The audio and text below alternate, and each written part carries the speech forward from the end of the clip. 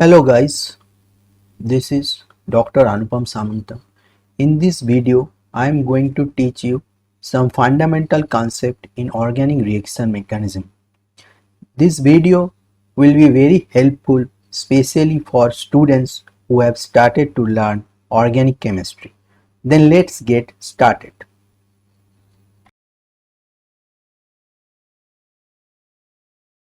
पहले organic reaction के definition के बारे में डिस्कस करते हैं। ऑर्गेनिक रिएक्शन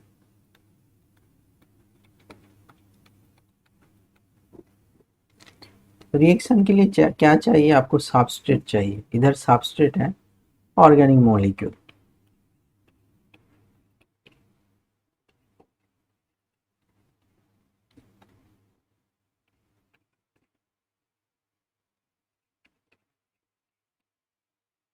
और आपको चाहिए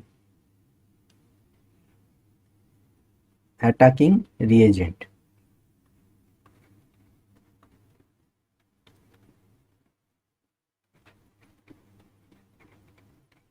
तो बनेगा प्रोडक्ट।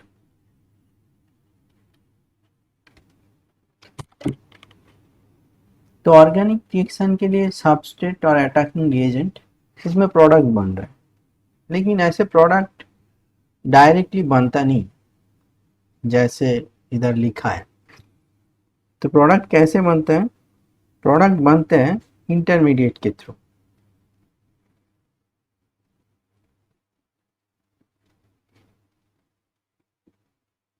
तो आप जब अटैकिंग रिएजेंट डालोगे मॉलिक्यूल में, सबस्ट्रेट में, पहले आपका इंटरमीडिएट बनेगा।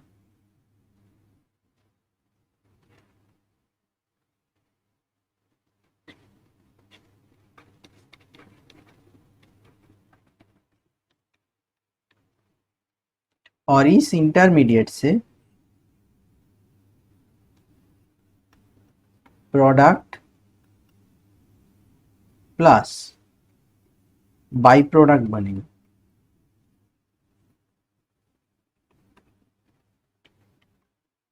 सो प्रोडक्ट और बाई प्रोडक्ट क्या है?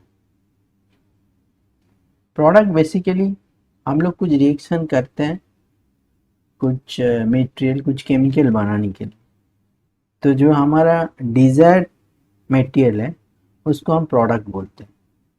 लेकिन रिएक्शन में आपका डिजायर्ड मटेरियल छोड़ के भी और कुछ मटेरियल फॉर्म होता है, तो उसको बाई प्रोडक्ट बोलते हैं। तो एनी ऑर्गेनिक रिएक्शन ऐसे स्टेप फॉलो करता है।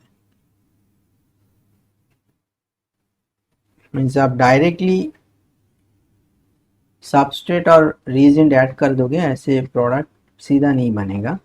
कुछ step by step product form होगा। और उस स्टेप में जो फॉर्म रहते हैं मॉलिक्यूल का, उसको हम इंटरमीडिएट बोलते हैं। अभी एक रिएक्शन का एग्जाम्पल देते हैं।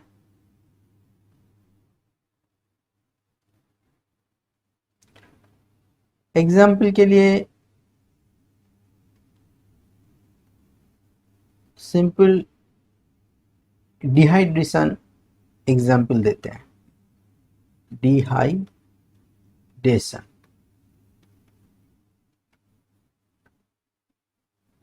सपोज हमने साइक्लोहेक्सानॉल लिया, ये सबस्ट्रेट है और इसमें हमने ऐड किया सल्फ्यूरिक एसिड। सल्फ्यूरिक एसिड इधर रिएजेंट है। तो प्रोडक्ट क्या फॉर्म होगा? प्रोडक्ट आप एक्सपेक्ट कर सकते हो फॉर्म होगा डिहाइड्रेशन होके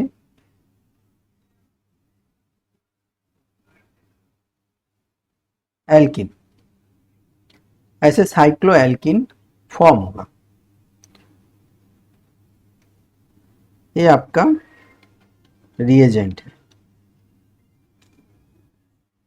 लेकिन ऐसे साइक्लोहेक्सेनॉल टू साइक्लो एल्कीन ऐसे डायरेक्ट फॉर्म नहीं होते।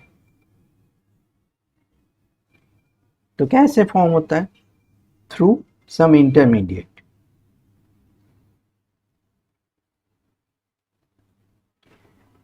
साइक्लो एल्किन में आप देखेंगे ये क्या है, आपका OH, साइक्लोहेक्सेनॉल में आपका OH ग्रुप है, और सल्फ्यूरिक एसिड क्या है? प्रोटॉन सोर्स है। तो क्या होगा?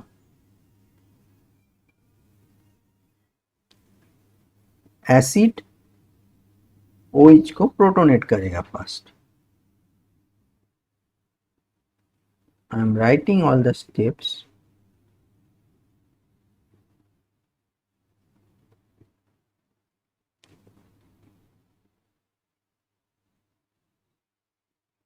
एसिड से जो H प्लस आएगा वो प्रोटोनेट होगा।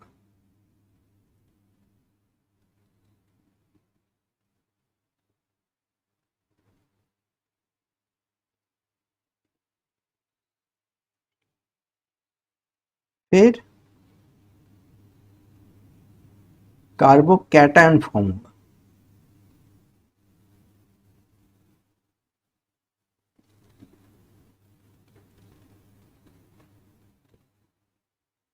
फिर हाइड्रोजन इलिमिनेट होके H प्लस इलिमिनेट होगा, ओके, आपको साइक्लोएल्केन मिलेगा। तो इधर आप देख सकते हैं साइक्लोहेक्सेनॉल से साइक्लोएल्कीन बनने के लिए काफी स्टेप है। So these are the intermediate.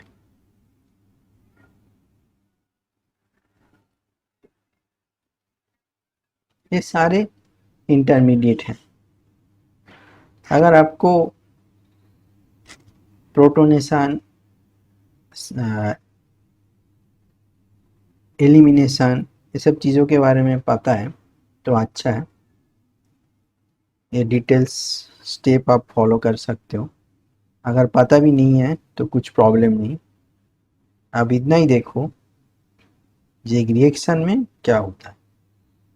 So substrate से आपका जो प्रोडक्ट बनता है डायरेक्टली नहीं मिलता है, ऐसे थ्रू इंटरमीडिएट मिलता है। और इस रिएक्शन में साइक्लो एल्कीन हमारा डिजायर्ड प्रोडक्ट है, तो इसलिए हम इसको प्रोडक्ट बोलते हैं। लेकिन इस H2SO4 के प्रेजेंस में या रिएक्शन कंडीशन में आपको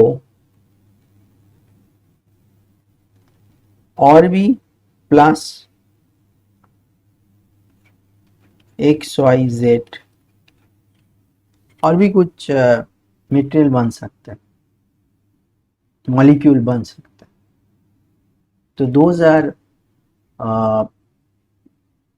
बाई प्रोडक्ट, इसको बाई प्रोडक्ट बोलते हैं। अभी रिएक्शन के बारे में आपको थोड़ा पता चल गया। अभी रिएक्शन मैकेनिज्म क्या है? रिएक्शन मैकेनिज्म कुछ अलग सा कुछ नहीं है। ये जो डिटेल्स जो आप पाथ देख रहे हो, सबस्ट्रेट से आपका प्रोडक्ट कैसे बन रहा है, ये सारे जो स्टेप, इसके डिटेल्स जो स्टडी है उसको ही मैकेनिज्म बोलते हैं। मीन्स कैसे ये फॉर्म हो रहा है, मीन्स इसका पाथ, बेसिकली इसका पाथ क्या है, तो उसके बारे में जो हम डिटेल्स डिस्कस करते हैं उसको ही मैकेनिज्म बोलते हैं। इधर जो मैंने लिखा हूँ, साइक्लोहेक्सेनॉल से प्रोटोनेशन, देन प्रोटोन इलिमिनेशन करके जो प्रोडक्ट, ये डिटेल्स, ये mechanism.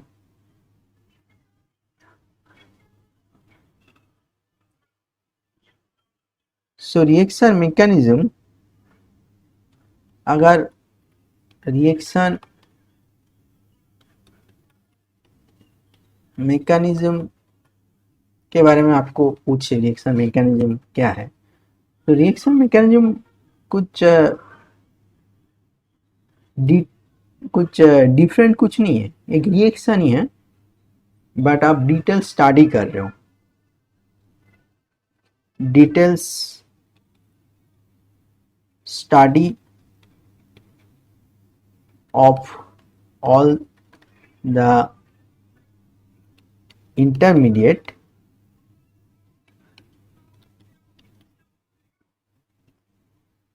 form in a reaction। एक रिएक्शन में जो इंटरमीडिएट फॉर्म हो रहा है आप स्टडी कर रहे हो। अब मैकेनिज्म जब हम स्टडी करते हैं उसके बारे में और डिटेल्स स्टडी करना चाहते हैं, तो उसके इलेक्ट्रॉनिक कॉन्फ़िगरेशन, उसका एनर्जी प्रोफाइल एटसेट्रा स्टडी कर सकते हैं। अभी रिएक्शन मैकेनिज्म हो गया। अभी रिएक्शन में और हम लोग अगर थोड़ा मॉलिक्यूलर लेवल में डिस्कस करें जो रिएक्शन में क्या होता है,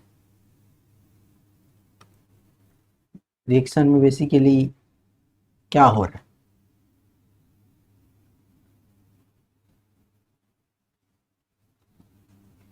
what happen in A reaction.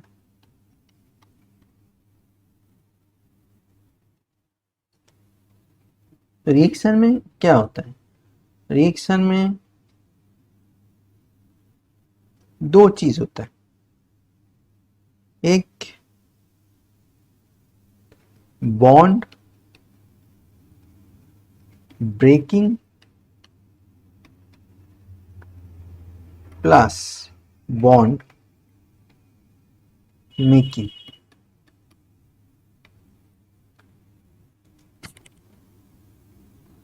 Means कुछ मॉलिक्यूल का कुछ पर्टिकुलर बॉन्ड ब्रेक होता है ओके, और कुछ नया बॉन्ड फॉर्म होता है रिएजेंट के साथ रिएक्ट करके। तो basically bond breaking and making होता है एक रिएक्शन में। अब एग्जाम्पल ही देख लो, हमने जो डिहाइड्रेशन का एग्जाम्पल दिया उसके बारे में बोलते हैं उधर क्या हुआ है। अब इधर देखो, ये है हमारा साइक्लोहेक्सानॉल। अभी प्रोडक्ट क्या बना है, H2SO4 डाल के, H2SO4 डाल के प्रोडक्ट बना है साइक्लोएल्केन। तो इधर आप लोग देखो जी क्या हुआ है बेसिकली, थोड़ा जूम करके देखो, एक मॉलिक्यूल को थोड़ा क्लियरली सोच के देखो ये क्या हुआ है। बेसिकली आप देखो इधर COH जो बॉन्ड है ये बॉन्ड ब्रेक हो गया, इसमें OH बॉन्ड है ही नहीं प्रोडक्ट में। आपका सबस्ट्रेट में जो OH बॉन्ड है ये बॉन्ड नहीं है। सबस्ट्रेट में आप देखो नया पाई बॉन्ड, आपको इधर पाई बॉन्ड दिखाई दे रहा है, सिग्मा और पाई बॉन्ड, तो नया पाई बॉन्ड फॉर्म हुआ। तो इधर आपका OH बॉन्ड ब्रेक हुआ है, OH बॉन्ड ब्रेकिंग हुआ है। और इधर देखो न्यू पाई बॉन्ड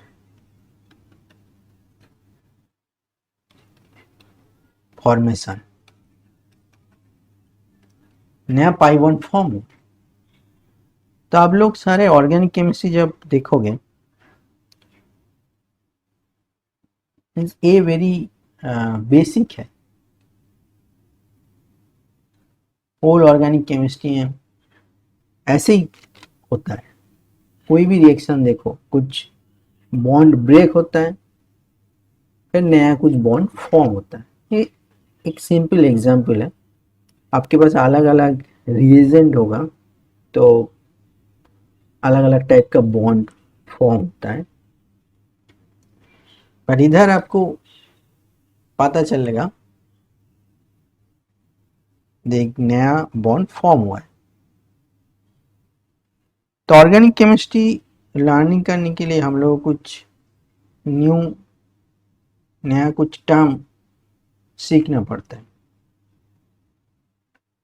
जैसे आपको हम अभी बोला बॉन्ड ब्रेकिंग मेकिंग, तो ऐसे बॉन्ड ब्रेक हो रहा है, तो इसके लिए और कुछ नया कुछ टर्म सीखते हैं।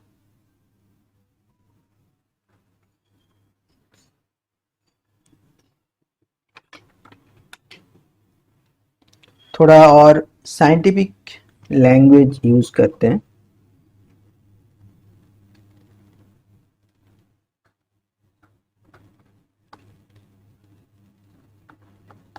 फिशन ऑफ कोवेलेंट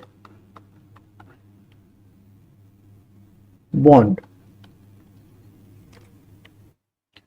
ये जो ऑर्गेनिक मॉलिक्यूल होता है, मैक्सिमम इसका जो बॉन्डिंग टाइप होता है सब कोवेलेंट होता है, जैसे CC bond, CO bond, these are covalent type, not like ionic। आप आपको सोडियम क्लोराइड के बारे में पता होगा, मैग्नीशियम क्लोराइड के बारे में पता होगा। ये सब इनऑर्गेनिक जो सॉल्ट होता है, those are basically ionic. But आप ऑर्गेनिक केमिस्ट्री जब डील करोगे,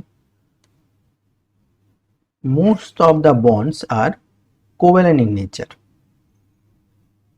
तो इधर एक नया कुछ टर्म हम लोग सीखेंगे, fission of covalent bond.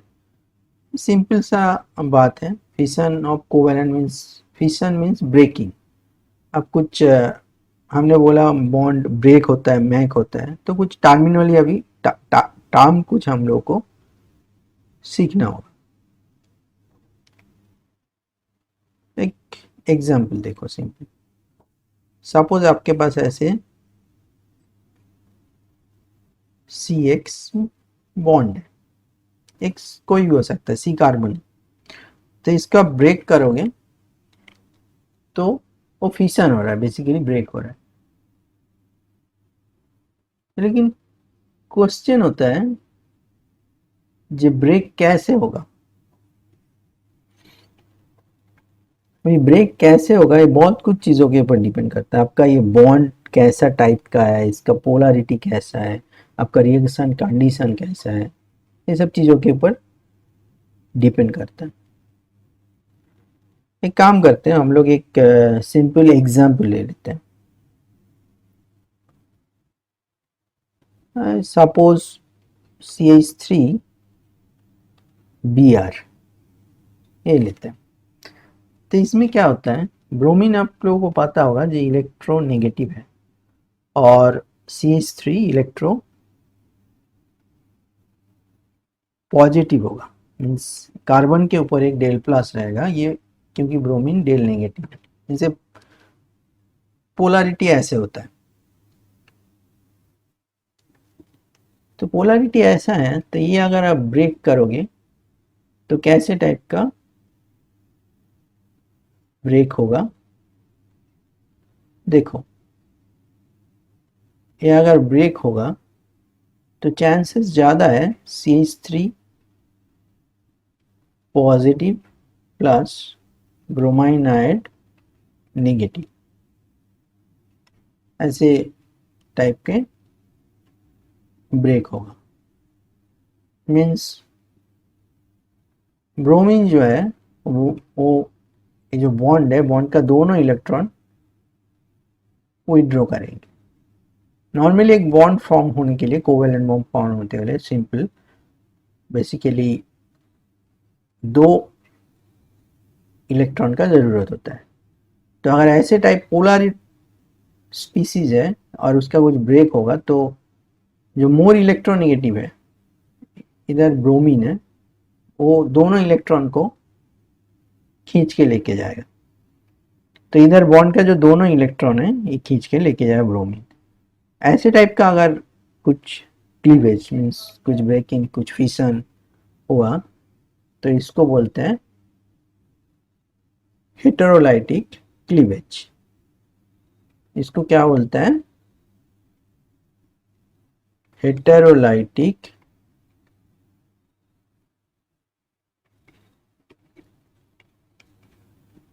हेटेरोलाइटिक cleavage. तो ये इसमें कुछ स्पीसीज फॉर्म हो रहा है, आप देखो CH3 प्लस, इसको बोलते हैं कार्बोकैटायन।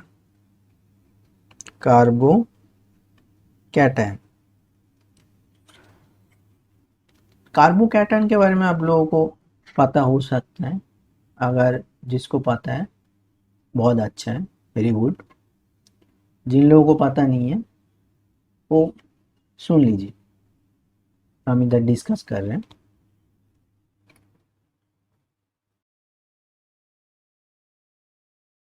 तो कार्बोकैटायन क्या है उसके बारे में हम लोग डिस्कस करते हैं। कार्बोकैटायन कैसे है, उसका स्ट्रक्चर कैसा है।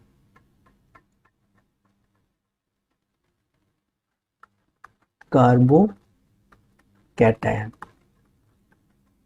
इधर क्या है, हमारा मॉलिक्यूल है CH3Br, उसको पहले ड्रॉ करते हैं। CH3Br को पहले ड्रॉ करते हैं।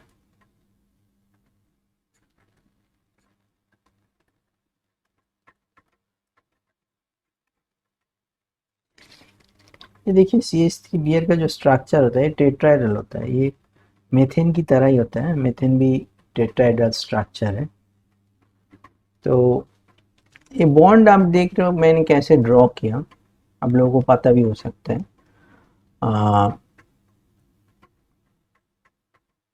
जो हाइड्रोजन, ये देखिए एक वेज बॉन्ड दिया थोड़ा बोल्ड जैसे, और एक हाइड्रोजन ऐसे डैश टाइप का। तो ये जो वेज है ये एक्चुअली एक प्लेन के ऊपर है, मीन्स अबव द प्लेन, और जो डैश टाइप है बिलो द प्लेन। आप एक प्लेन कंसीडर कर सकते हो, ब्रोमीन कार्बन हाइड्रोजन अगर आप एक प्लेन ले लोगे तो एक हाइड्रोजन बिलो द प्लेन, एक हाइड्रोजन अबव द प्लेन रहेगा। बेसिकली ये मीथेन का स्ट्रक्चर है, टेट्राहेड्रल स्ट्रक्चर, टेट्राहेड्रल।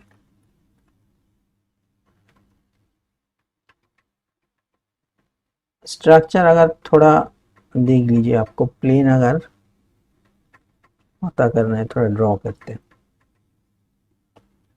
इसको हम प्लेन पकड़ रहे हैं,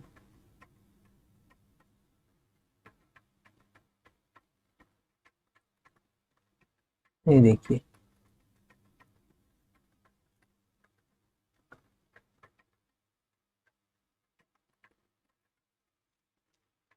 तो एक प्लेन है जिस प्लेन में हाइड्रोजन कार्बन और ब्रोमीन है, और बाकी जो दो हाइड्रोजन एक ये प्लेन के एक पीछे है और एक सामने है। तो स्ट्रक्चर ऐसा होता है, हाइड्रोजन मेथेन का भी स्ट्रक्चर ऐसे होता है। तो इधर डिस्कस कर रहे हैं हम लोग कार्बोकैटायन के बारे में।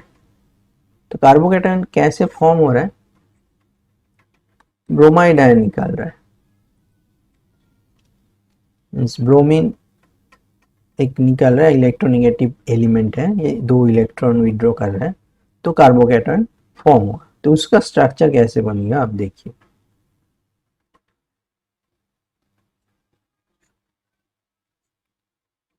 उसका स्ट्रक्चर प्लेनर होता है।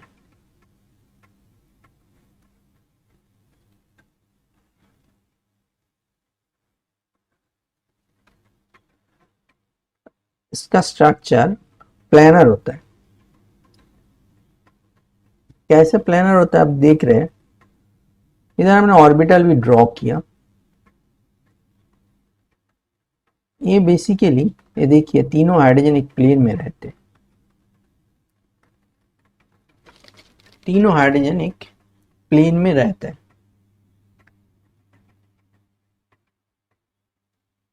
और ऐसे ट्राइगोनल प्लानर बोलते हैं इसको, इस स्ट्रक्चर को। Trigonal planner. और इसका एक जो ऑर्बिटल रहता है pz, इसमें 2 इलेक्ट्रॉन रहता है। इलेक्ट्रॉनिक स्ट्रक्चर हम लोग डिस्कस करेंगे। तो इसमें पॉजिटिव चार्ज रहता है, ये कार्बोकैटायन। तो कार्बोकैटायन का स्ट्रक्चर क्या होता है, एक प्लानर स्ट्रक्चर होता है और उसमें एक कार्बन के ऊपर एक ऑर्बिटल रहता है, pz ऑर्बिटल बोलते हैं जिसको, जिसमें 2 इलेक्ट्रॉन।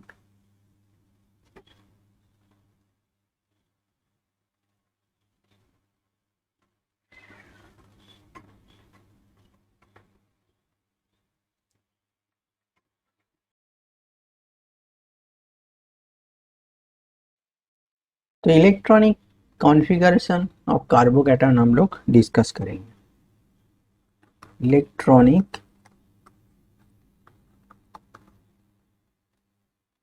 कॉन्फ़िगरेशन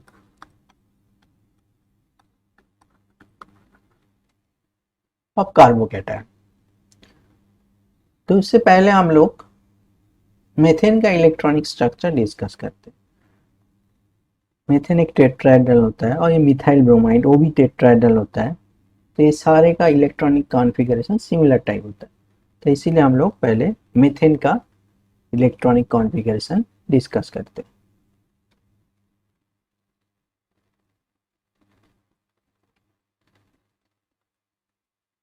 तो मीथेन में क्या है, एक कार्बन है, 4 हाइड्रोजन है। आपको बैलेंस इलेक्ट्रॉन के बारे में अगर पता है तो बहुत अच्छा। तो कार्बन का 4 वैलेंस इलेक्ट्रॉन होता है। बेसिकली कार्बन का इलेक्ट्रॉनिक कॉन्फ़िगरेशन 2s2 2p2 होता है। तो बॉन्ड फॉर्म होने के टाइम हाइब्रिडाइजेशन होता है। हाइब्रिडाइजेशन होता है मीथेन फॉर्म होने के लिए। तो कैसे है देखते हैं हम लोग। कार्बन कार्बन का इलेक्ट्रॉनिक कॉन्फ़िगरेशन।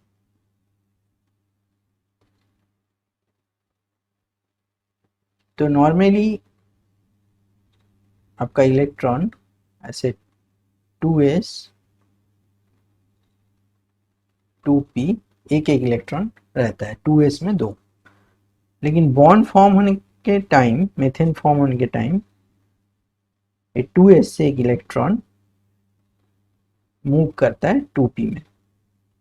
तो 4 इलेक्ट्रॉन चाहिए, 4 हाइड्रोजन है, 4 इलेक्ट्रॉन चाहिए बॉन्ड फॉर्म होने के लिए, 4 single electron not pair.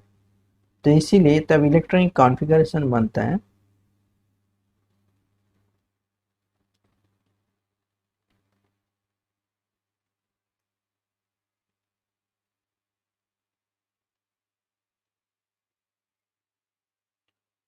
2s2p। 2s2p का अभी देखिए चारों सिंगल इलेक्ट्रॉन है, मीन्स ये चारों बॉन्ड फॉर्म कर सकते हैं एक एक हाइड्रोजन। हाइड्रोजन के पास 1s1 एक ही इलेक्ट्रॉन है। तो चारों हाइड्रोजन चारों इलेक्ट्रॉन के साथ चारों इलेक्ट्रॉन जो कार्बन से है उसके साथ पेयर करेगा। कैसे, अब देखिए ऐसे ये चारों हाइड्रोजन का इलेक्ट्रॉन मैं डिफाइन कर रहा हूँ इधर। बेसिकली ऐसे पेयरिंग हो रहा है और पेयरिंग होके आपका मीथेन फॉर्म होता है। तो इसको एक्चुअली डिफाइन करते हैं sp3 हाइब्रिडाइजेशन। sp3 क्यों बोल रहा है, देखो s में एक इलेक्ट्रॉन है और तीनों p का इलेक्ट्रॉन है, इसीलिए इसको sp3 हाइब्रिडाइजेशन बोलते हैं। तो मीथेन का हाइब्रिडाइजेशन क्या हुआ, sp3। इलेक्ट्रॉनिक कॉन्फ़िगरेशन किससे डिफाइंड हो रहा है, sp3। अभी हम लोग कार्बोकैटायन का कैसा होता है वो देखते हैं।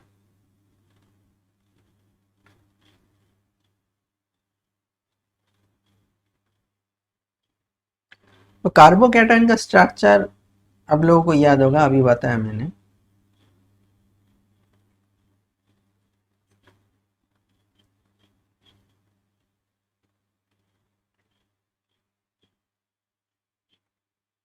कार्बोकैटायन, तो देखिए इधर बेसिकली एक हाइड्रोजन नहीं है, कार्बन में एक हाइड्रोजन मिसिंग है,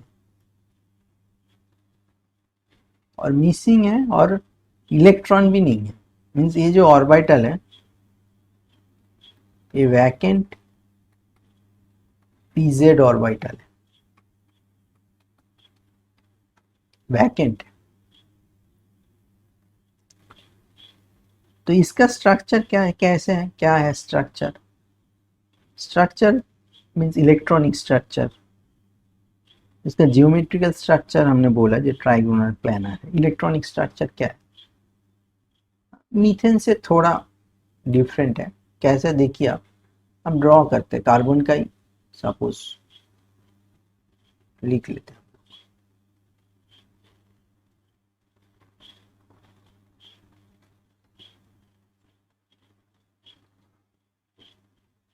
अभी कार्बन का देखो तीनों हाइड्रोजन, एक्चुअली इलेक्ट्रॉन नहीं है, बट एटलीस्ट ये तीनों बॉन्ड के लिए 3 इलेक्ट्रॉन इधर प्रेजेंट रहता है। 1 2s 2p, एक तीनों इलेक्ट्रॉन प्रेजेंट है। और इसमें ये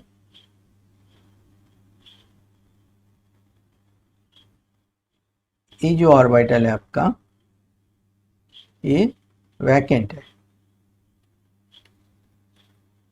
ये pz है। और तो बाकी जो 2s 2p है, इसमें एक एक इलेक्ट्रॉन है। आप देखिए तो इसमें तीनों हाइड्रोजन पेयर कर सकते हैं। तो इसका स्ट्रक्चर क्या हो रहा है, देखिए s में एक है और p में दोनों इलेक्ट्रॉन है, तो sp2 मीन्स एक इलेक्ट्रॉन नहीं है, डेफिशिएंट है। तो ये भी इंपॉर्टेंट है, आप याद रखिए, इलेक्ट्रॉन डेफिशिएंट है। कार्बोकैटायन इलेक्ट्रॉन डेफिशिएंट होता है। ये सब टर्म आपको बहुत यूजफुल होगा ऑर्गेनिक केमिस्ट्री सीखने के लिए। एक इलेक्ट्रॉन नहीं है, वही इलेक्ट्रॉन pz मीन्स जो ऑर्बिटल हम डिफाइन कर रहे हैं pz खाली है, और इसका स्ट्रक्चर sp2 होता है। तो हम लोग डिस्कस कर रहे हैं इधर बॉन्ड क्लीवेज के बारे में। पहले हम डिस्कस किया हेट्रोलाइटिक क्लीवेज, हमने लिया CH3 ब्रोमीन, और हेट्रोलाइटिक क्लीवेज के बारे में डिस्कस किया। हेट्रोलाइटिक क्लीवेज होने से क्या फॉर्म हुआ कार्बोकैटायन, उसके स्ट्रक्चर के बारे में डिस्कस किया। हेट्रोलाइटिक क्लीवेज और थोड़ा डिस्कस करते हैं, क्या नया है। तो देखो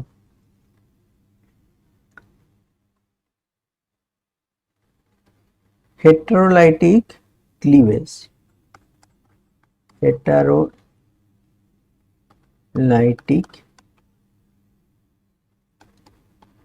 क्लीवेज, अभी हमने क्या बोला, CH3Br,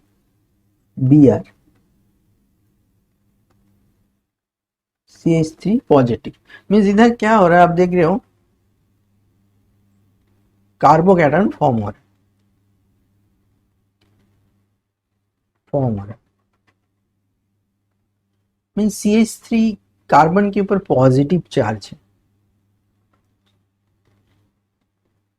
आप अगर सिंपल ऐसे सोचोगे, मैं हमने बोला था पहले CX मीन्स इलेक्ट्रॉन इधर CX में, इधर ब्रोमीन है, इसीलिए दोनों इलेक्ट्रॉन इधर मूव कर रहे हैं। तो हेटेरोलाइटिक क्लीवेज में ऐसा भी हो सकता है जो दोनों इलेक्ट्रॉन कार्बन की तरफ मूव करेंगे, ये हमने CH3Br एक एग्जाम्पल दिया जहाँ पे ब्रोमीन नेगेटिव है और दोनों इलेक्ट्रॉन बॉन्ड का ब्रोमीन की तरफ मूव कर रहे हैं। लेकिन ऐसा भी हो सकता है जहाँ पे CH3X कौन है, जहाँ पे कार्बोकैटायन के बदले में कार्बोएनायन फॉर्म होगा, मीन्स जहाँ पे कार्बन मोर इलेक्ट्रोनेगेटिव है, कार्बन मोर इलेक्ट्रोनेगेटिव है।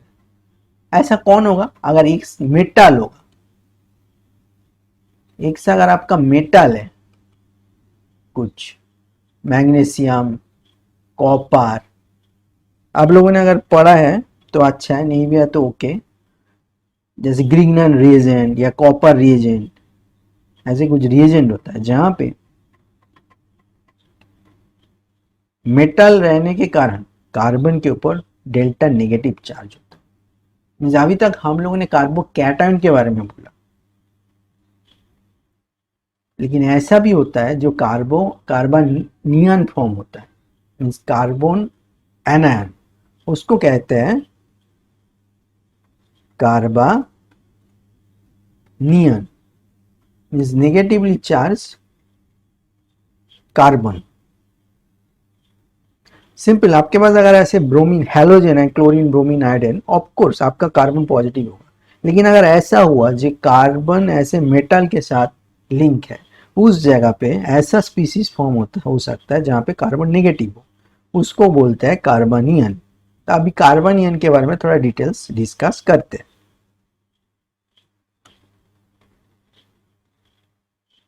कार्बनियन,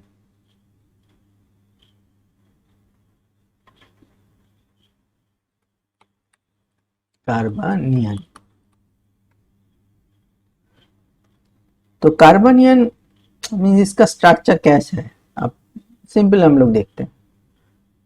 तो अभी बोला हमने जैसे CH3, आपके पास इधर एक मेटल है, मेटल मेटल है, तो ये डेल पॉजिटिव है और ये डेल नेगेटिव है। तो अगर इलेक्ट्रॉन रिएक्शन मीडियम में इलेक्ट्रॉन मूव होगा, ये बॉन्ड ब्रेक हो जाएगा, तो क्या फॉर्म हो सकता है? ऐसे CH3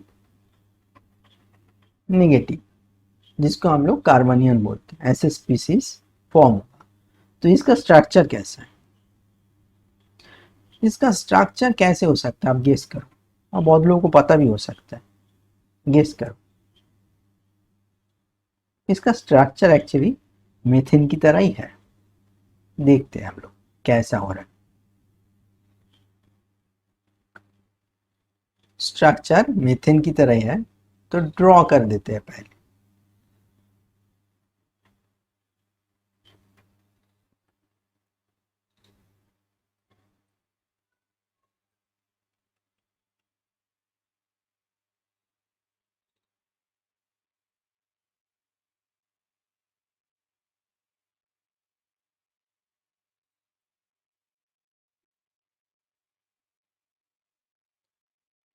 देखिए, इसका स्ट्रक्चर मीथेन की तरह ही है, ये भी टेट्राहेड्रल है, बट इसको डिस्टॉर्टेड टेट्राहेड्रल बोलते हैं। डिस्टॉर्टेड क्यों? मीथेन में चारों तरफ हाइड्रोजन रहते हैं, कार्बन के चारों हाइड्रोजन, भाई इधर एक हाइड्रोजन नहीं है, उसके बदले में क्या है? 2 इलेक्ट्रॉन है। स्ट्रक्चर कैसे हो रहा है? आप सिंपल अगर सोचोगे, देखो मीथेन का स्ट्रक्चर क्या है। मीथेन में आपका क्या है? ये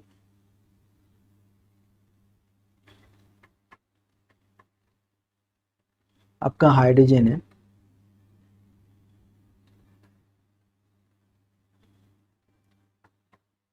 तो बेसिकली इसके जो मीथेन का एक CH बॉन्ड है, इसके बदले में 2 इलेक्ट्रॉन प्रेजेंट है, 2 इलेक्ट्रॉन प्रेजेंट है।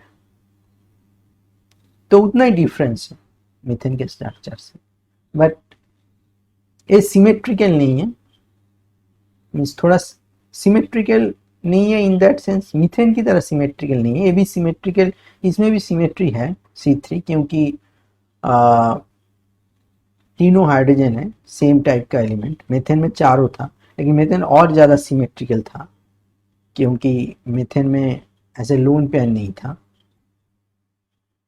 तो ये लोन पेयर के रहने के कारण इसका स्ट्रक्चर थोड़ा डिस्टॉर्टेड होगा। तो इलेक्ट्रॉनिक कॉन्फ़िगरेशन हम लोग देखते हैं।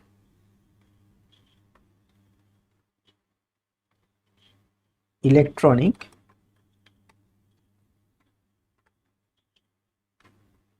कॉन्फ़िगरेशन,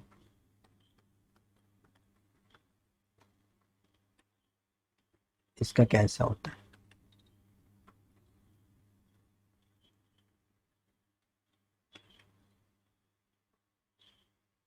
इलेक्ट्रॉनिक कॉन्फ़िगरेशन कैसा होता है, तो हम लोग लिखते हैं जो कार्बन का क्या है। कार्बन, इधर कार्बन का चारों इलेक्ट्रॉन सिंपल, इधर से कोई इलेक्ट्रॉन डेफिशिएंट नहीं है, मीन्स कार्बन का अगर देखोगे चारों इलेक्ट्रॉन है, नॉट ओनली चार, इधर इधर देखो कि टोटल कितना है, इधर 2 इलेक्ट्रॉन है, 2 इलेक्ट्रॉन मीन्स लोन पेयर में। तो बेसिकली पांचों इलेक्ट्रॉन है अभी।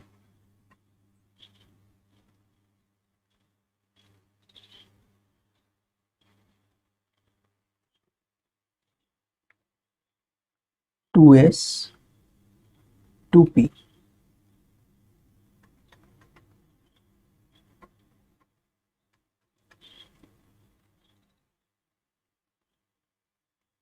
टू एस में एक, 2p में एक एक एक, और एनायन होने के कारण एक इलेक्ट्रॉन एक्स्ट्रा है, क्योंकि अगर extra electron carbanion means carbocation अब जब देखे तो इलेक्ट्रॉन डेफिशिएंट था, तो एक पी ऑर्बिटल खाली था। लेकिन आप इधर देखोगे जो एक पी ऑर्बिटल, पीजेड पकड़ लो, एक पी ऑर्बिटल में 2 इलेक्ट्रॉन है, दोनों इलेक्ट्रॉन है।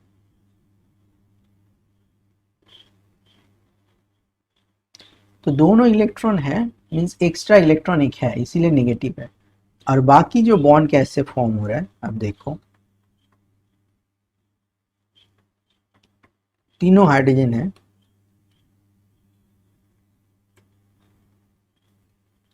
तो एस और पी आपको तीनों पी कंसीडर करना होगा, क्योंकि पी में तीनों पी में इलेक्ट्रॉन है, तो इसीलिए आपका है sp3। तो इसीलिए sp3 स्ट्रक्चर।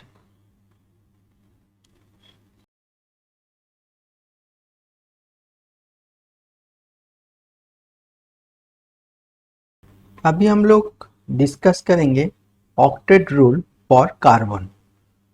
ऑक्टेट रूल क्या होता है कार्बन के लिए।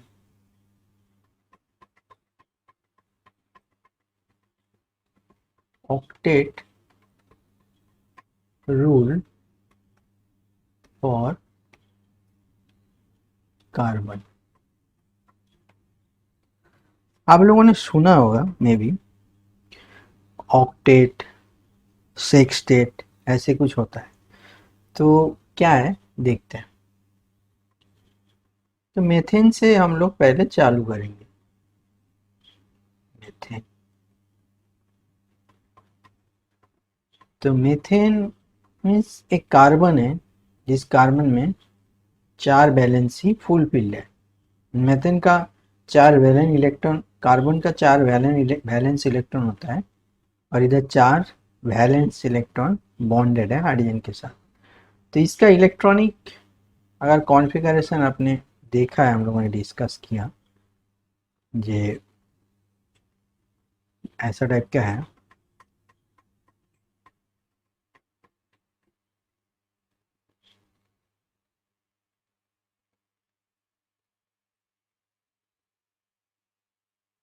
टू एस 2p, ये कार्बन का है।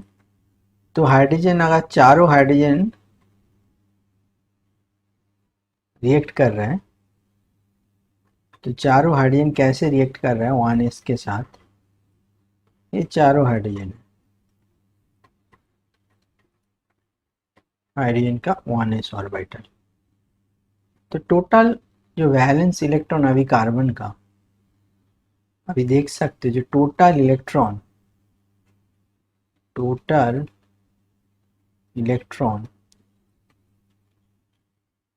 और carbon now at valence shell 8 हो गया।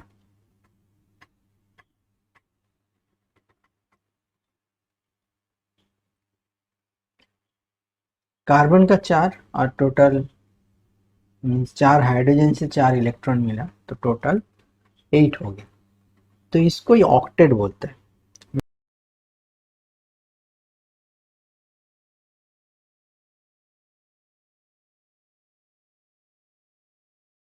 तो मीथेन ऑक्टेट फुलफिल्ड है, octet fulfilled because of 8 electron. अभी हम लोग carbocation and carbanion, methyl carbocation and methyl carbanion के बारे में डिस्कस करेंगे, उसका कैलकुलेशन करते हैं कैसे होता है।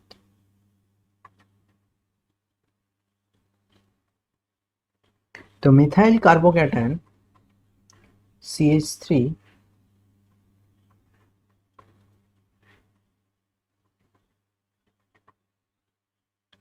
CH3 प्लस,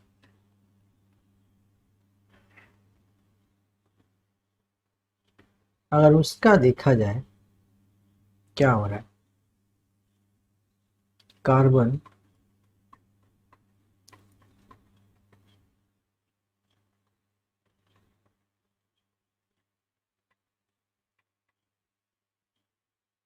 कार्बन का एक इलेक्ट्रॉन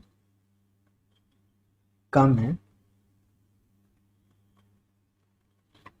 2s 2p, और हाइड्रोजन 3 हाइड्रोजन है,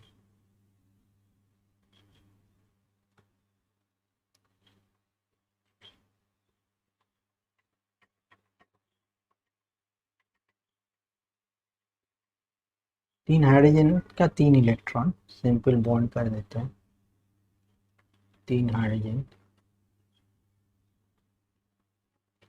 हाइड्रोजन का 1s orbital.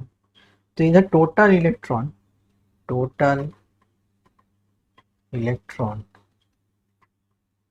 Eight valence shell of carbon is equal to 6 कैसे कर दे, कार्बन का 3 और तीनों हाइड्रोजन का 3, तो अभी कार्बन का टोटल हो रहा है वैलेंस शेल में 6। तो ये ऑक्टेट रूल फुलफिल नहीं हो रहा है, 8 इलेक्ट्रॉन नहीं है, इसमें 6 इलेक्ट्रॉन ही है, इसीलिए इसको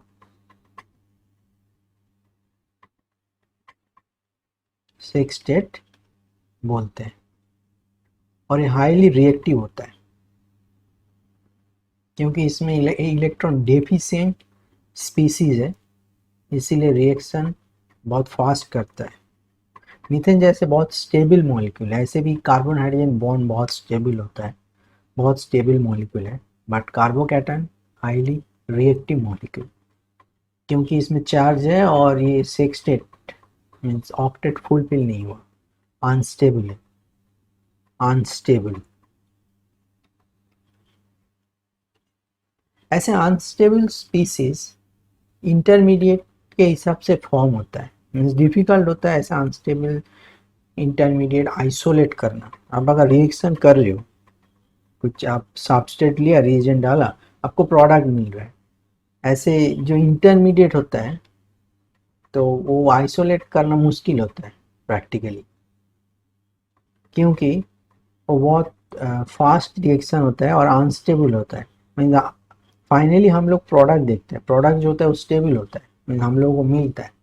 बट ऐसे जो स्पीसीज, जो चार्ज स्पीसीज, पॉजिटिव हो नेगेटिव हो, ऐसे इंटरमीडिएट के हिसाब से बिहेव करता है। मीन्स रिएक्शन के स्टेप में फॉर्म होता है, बट फॉर्म होने के बाद वो जल्दी रिएक्ट हो जाता है, इधर प्रोडक्ट बन जाता है या बाई प्रोडक्ट बन जाता है। तो और एक का कैलकुलेशन करते हैं, कार्बनियन का।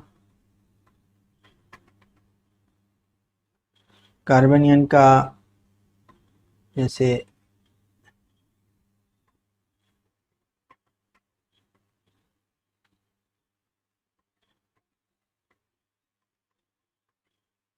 CH3 minus,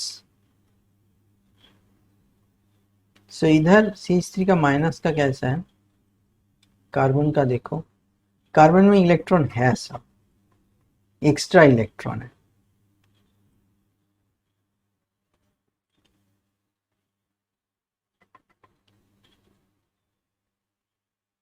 to S to P, इसमें क्या है, वन वन वन और एक एक वन, तीनों देने के बाद भी और एक एक्स्ट्रा है, मीन्स एक पेयर इलेक्ट्रॉन है, और हमने पहले डिस्कस किया अभी, एक एक्स्ट्रा पेयर इलेक्ट्रॉन। और हाइड्रोजन का, तीनों हाइड्रोजन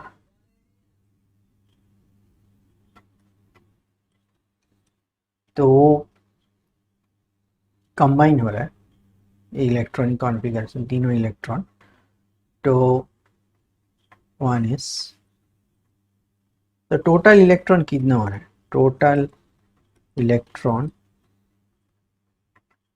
एट कार्बन वैलेंस, इधर भी देखो टोटल 8 हो रहा है, क्योंकि देखो कार्बन का वैलेंस में टोटल है 5 इलेक्ट्रॉन नेगेटिव है, और हाइड्रोजन का 3 हो तो 8 है, तो ये ऑक्टेट रूल, ऑक्टेट फुलफिल्ड है। बट अगर स्टेबिलिटी आप पूछोगे, ये ऑक्टेट फुलफिल है तो स्टेबिलिटी होगा, ऐसा भी नहीं, क्योंकि ये चार्ज स्पीसीज है, देखो नेगेटिव है, तो ये भी रिएक्ट करेगा, मे भी कार्बोकैटायन की तरह उतना फास्ट नहीं है। अगर कार्बोकैटायन और कार्बोनियन करोगे स्टेबिलिटी कंपैरिजन, कार्बोनियन बेटा स्टेबिलाईज हो सकता है, क्योंकि ऑक्टेट फुलफिल हो रहा है कार्बोकैटायन के कंपेयर में, बट इसका भी रिएक्टिविटी होगा, क्योंकि ये चार्ज स्पीसीज है। अभी हम मूव करते हैं और कुछ डेफिनेशन के बारे में, जो बहुत इम्पोर्टेंट है ऑर्गेनिक केमिस्ट्री लर्निंग के लिए। Nucleophiles and electrophiles.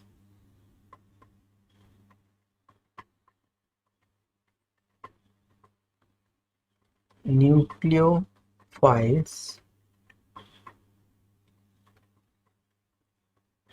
And electrophiles.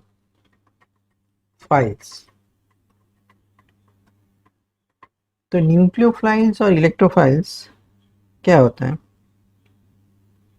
कुछ सिंपल एग्जाम्पल लेके देखते हैं। न्यूक्लियोफाइल्स इलेक्ट्रोफाइल्स सब रिएक्टिव स्पीसीज है, इसका ऐसे टाइप का कुछ एग्जाम्पल देंगे तो आपको जल्दी समझ में आएगा। जैसे आप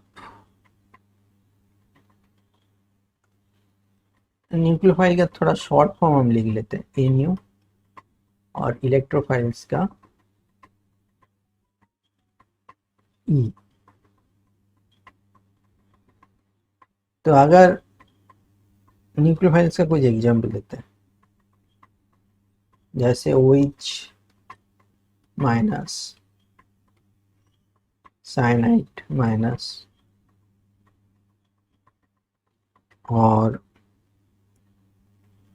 मे बी R3C माइनस, और एल्काइल ग्रुप है, आपको पता होगा।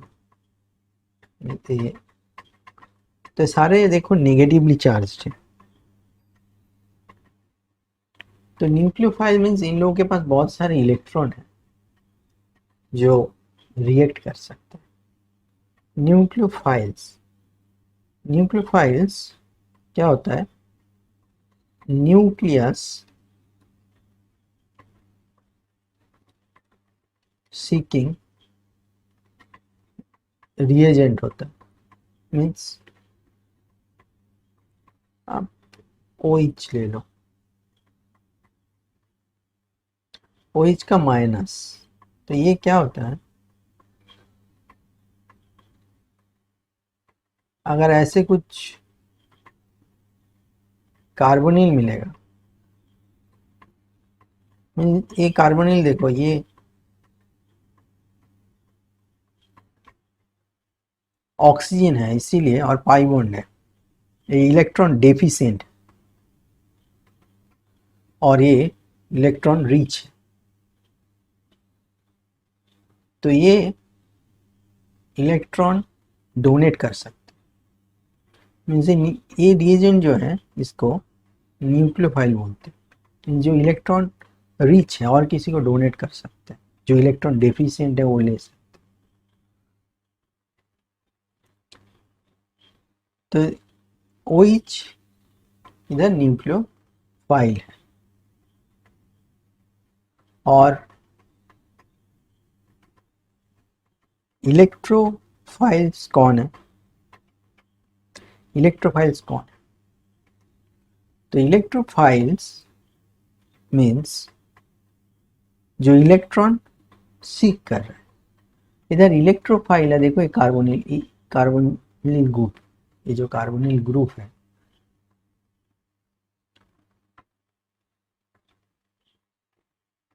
ये इलेक्ट्रोफाइल्स,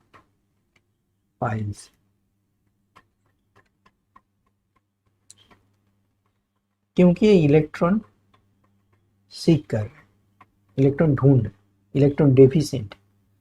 सो इलेक्ट्रॉन रिच जो है वो न्यूक्लियोफाइल है, और इलेक्ट्रॉन डेफिशिएंट जो है वो इलेक्ट्रोफाइल है। ये सिंपल सा बात है।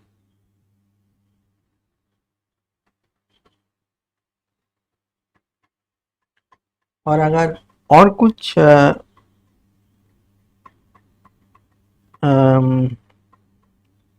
इलेक्ट्रॉन इलेक्ट्रॉन नेगेटिव ही होना होगा ऐसा कुछ नहीं है। आप इलेक्ट्रॉन डोनेटिंग एबिलिटी काफ़ी है। मीन्स अगर न्यूक्लियोफाइल का, मीन्स न्यूक्लियोफाइल वाटर भी न्यूक्लियोफाइल हो सकता है। इसका देखो लोन पेयर है, और आपका देखो ऐसे एमीन होता है, ये नाइट्रोजन का लोन पेयर होता है, तो ये सब डोनेट कर सकता है। लोन पेयर होने के कारण इलेक्ट्रॉन डोनेटिंग एबिलिटी है, ये सब न्यूक्लियोफाइल है।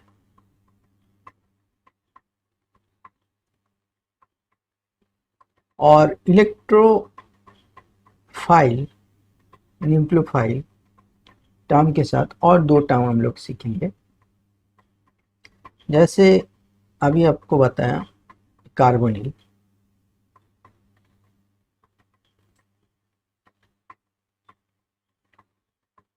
तो कार्बोनिल का जो ये कार्बन है ये डेल प्लस है, ये इलेक्ट्रोफाइल है कार्बोनिल। उसके साथ ये जो कार्बन सेंटर है, दिस कार्बन सेंटर, ये इलेक्ट्रोफिलिक सेंटर है, इलेक्ट्रोफिलिक सेंटर मीन्स जो इलेक्ट्रॉन डिमांड करते हैं।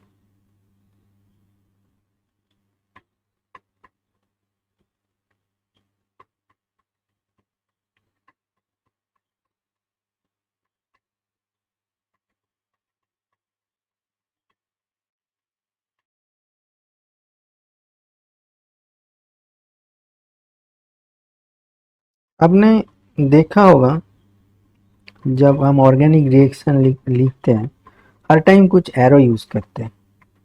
मीन्स ऑलवेज देखेंगे कुछ अटैकिंग रिएजेंट सबस्ट्रेट पे अटैक कर रहा है, कुछ प्रोटोनेशन हो रहा है, कुछ डीप्रोटोनेशन हो रहा है, तो ऑलवेज हम लोग कुछ ऐसे एरो यूज़ करते हैं। तो ये जो एरो यूज़ करते हैं ऐसे कुछ रैंडमली नहीं, मीन्स कुछ पर्टिकुलर रूल फॉलो करके ये एरो यूज़ करते हैं। तो इसके बारे में हम लोग एरो मीन्स जो इलेक्ट्रॉनिक मूवमेंट, बेसिकली हम लोग इलेक्ट्रॉनिक मूवमेंट शो करते हैं इस एरो के बारे में। तो ये मूवमेंट कैसा इलेक्ट्रॉन का, ये थोड़ा डिस्कस करते हैं। Electronic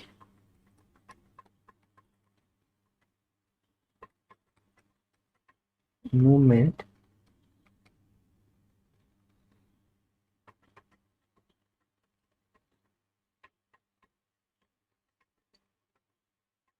in organic reaction.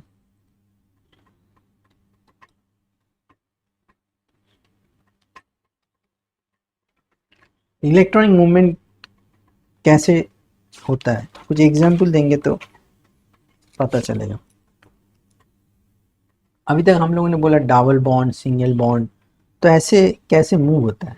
Suppose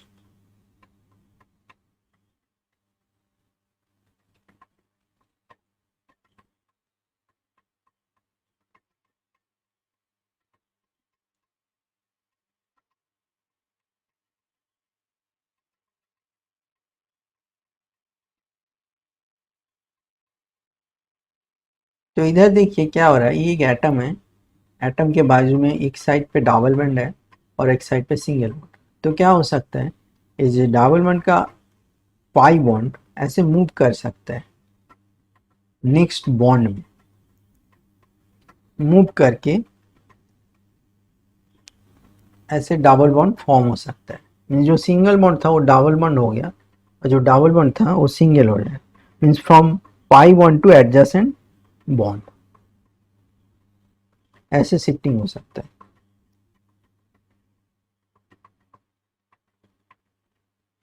pi bond two adjacent bond. और एक एग्जांपल देखते हैं।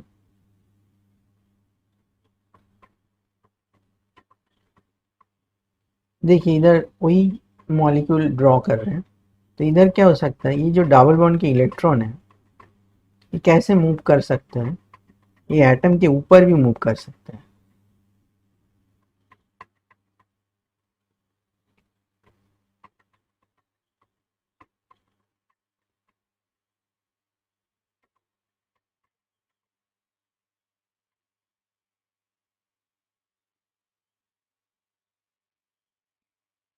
Pi bond two adjacent atom, pi bond two adjacent atom. तो पाई बॉन्ड मूव कर रहे हैं,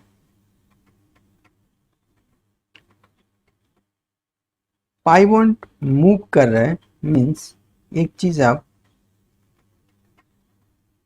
याद रखिए, मीन्स पाई बॉन्ड में दो इलेक्ट्रॉन है, तो दोनों इलेक्ट्रॉन एटम के ऊपर मूव कर रहे हैं। मीन्स ऑलरेडी एक बॉन्ड कैसे होता है, दो एटम शेयर करते हैं, तो मूव कर रहे हैं मीन्स दोनों इलेक्ट्रॉन सेम एटम में होगा। तो इधर देखिए ये बॉन्ड मूव होने के कारण, ये बॉन्ड मूव होने के कारण इसके ऊपर एक लोन पेयर जनरेट हुआ। लोन पेयर मीन्स कुछ इलेक्ट्रॉन जो बॉन्ड में पार्टिसिपेट नहीं कर रहे, दोनों इलेक्ट्रॉन पेयर्ड है बट कुछ बॉन्ड में पार्टिसिपेट नहीं है, जस्ट एटम के ऊपर।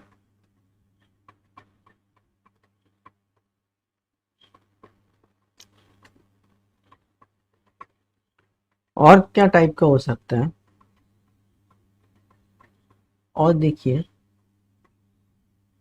एटम के ऊपर ऑलरेडी कुछ इलेक्ट्रॉन है,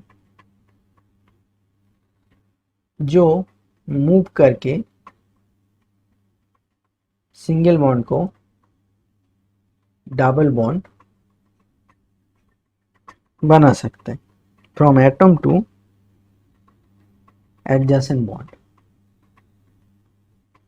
एटम टू एडजेसेंट बॉन्ड। आप जब स्टडी करोगे बहुत टाइप का रिएक्शन मैकेनिज्म, तो ये कॉन्सेप्ट बहुत इम्पोर्टेंट है। मतलब आप कैसे मूव करोगे इलेक्ट्रॉन को बॉन्ड टू बॉन्ड और एटम टू बॉन्ड और बॉन्ड टू एटम, ऐसे बहुत टाइप का आपको ऑप्शन आएगा। लेकिन कुछ भी रैंडम नहीं होगा, सब कुछ रूल फॉलो करके ही होगा।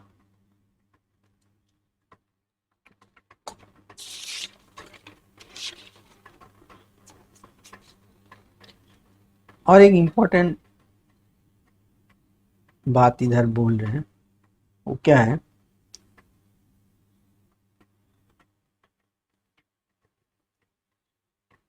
ये जो एरो आप देख रहे हैं, एरो कैसे हम लिख रहे हैं, एग्जाम्पल देंगे तो पता चलेगा। OH माइनस प्लस CH3Br, ये रिएक्शन अगर हो रहा है, ये देखिए ये जो एरो हम लोग यूज कर रहे हैं, ये arrow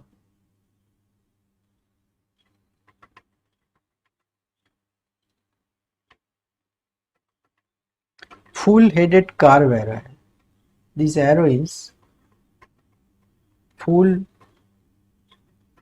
headed curve arrow, means दोनों इलेक्ट्रॉन मूव कर रहे हैं, 2 इलेक्ट्रॉन, जो वही हम लोग प्रीवियसली देखा, जो दोनों इलेक्ट्रॉन मूव कर रहे हैं, तब ऐसे double means full headed curve arrow use करते हैं। और एक टाइप का होता है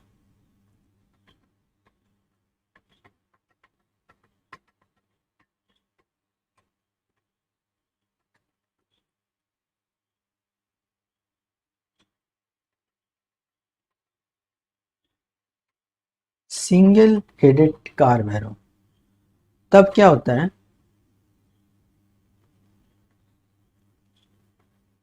इसमें आप अगर हीट या लाइट कुछ दिया, मीन्स बेसिकली ब्रेक कर रहे हैं, इधर कुछ स्प्लिटिंग कर रहे हैं।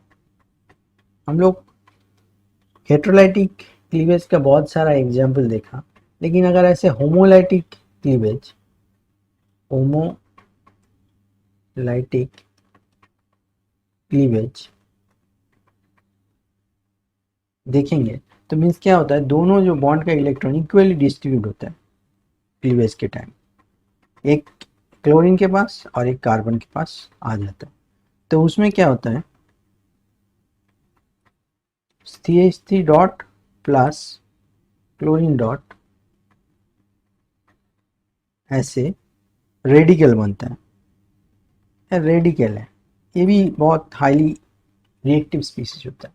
तो ये जो एरो हम लोग यूज कर रहे हैं इधर देखिए, सिंगल इलेक्ट्रॉन मूव करने के लिए, ये हाफ हेडेड कार्व एरो बोलते हैं।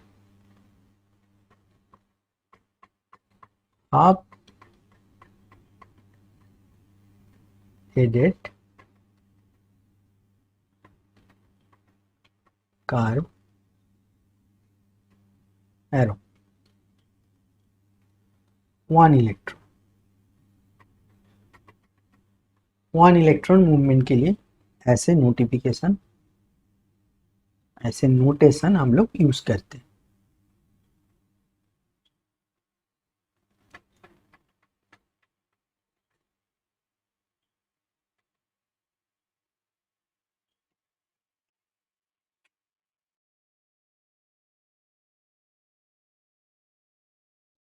अभी डिस्कस करेंगे इंडक्टिव इफेक्ट के बारे में।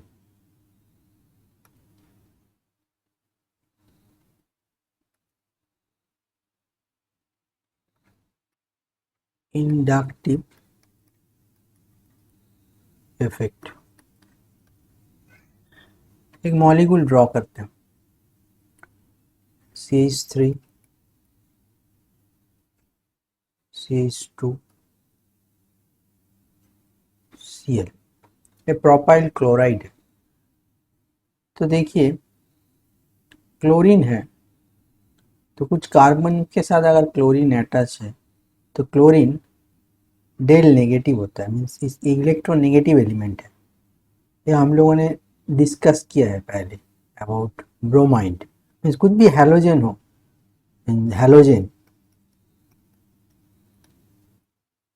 क्लोरीन, फ्लोरीन, क्लोरीन, ब्रोमीन या आयोडीन, ऐसे कुछ हैलोजन अगर कार्बन के साथ अटैच्ड है तो ये बॉन्ड पोलर होता है, मीन्स फर्स्ट कार्बन देखिए आप डेल प्लस लिखा, दूसरा जो कार्बन आप डेल डेल प्लस लिख सकते हो। इसका मतलब ये जो पोलराइजेशन है, ये थोड़ा पोलराइजेशन का इफेक्ट कम होता होगा ऐसे थ्रू बॉन्ड। जो डायरेक्टली लिंक है क्लोरीन के साथ वो ज़्यादा पोलर होगा, और उसके बाद जो कार्बन है वो थोड़ा कम पोलर होगा। तो बेसिकली ये क्लोरीन इलेक्ट्रोनेगेटिव है, तो इलेक्ट्रॉन विथड्रॉ करते हैं, मीन्स इलेक्ट्रॉन पुल करते हैं टूवर्ड्स इटसेल्फ। तो इसके कारण ये डेल माइनस और जो कार्बन अटैच है वो डेल प्लस होता है। इसको नेगेटिव इंडक्टिव इफेक्ट बोलते हैं। प्लस इफेक्ट ये माइनस आई, पॉजिटिव नेगेटिव दो टाइप का होता है। Negative inductive effect, negative inductive effect minus I से डिनोट होता है।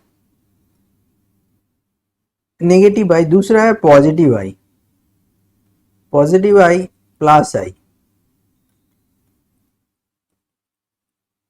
Positive inductive effect.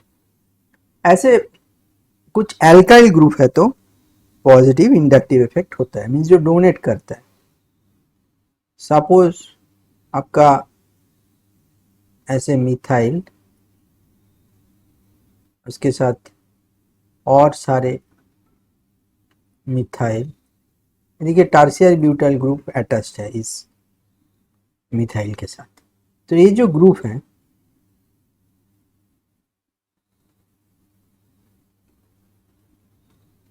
ये इलेक्ट्रॉन डोनेट कर सकता है दूसरा बाजू वाले कार्बन को।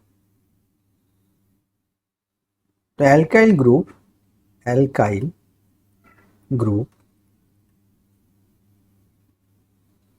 कैन डोनेट इलेक्ट्रॉन,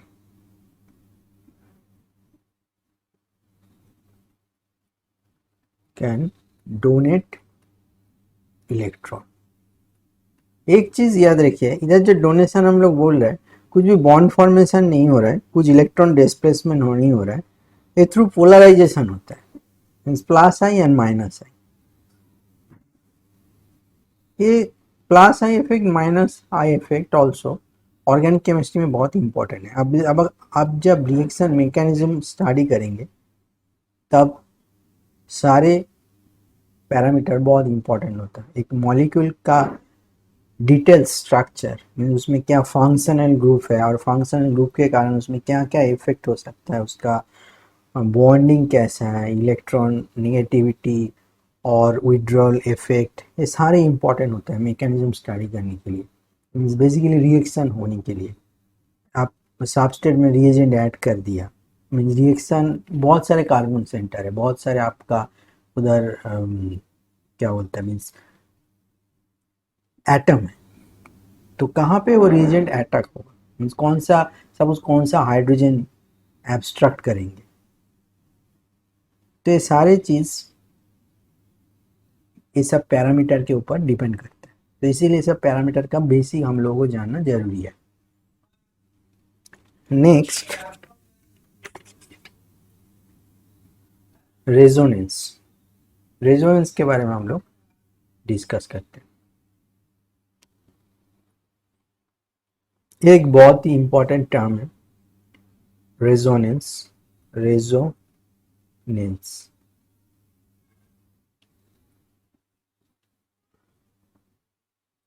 रेजोनेंस क्या चीज? रेजोनेंस को समझाने के लिए सबसे सिंपल मॉलिक्यूल है बेंजीन। हम लोग बेंजीन ड्रॉ करते हैं। बेंजीन आपको पता है हेक्सागोनल स्ट्रक्चर है, ड्रॉ करते हैं। तो बेंजीन का अगर ड्राइंग करेंगे, सिग्मा वन हमने दे दिया, पाई वन हम लोगों को पता होगा। तो मैं थोड़ा ऑर्बिटल ड्रॉ कर देता हूँ इधर।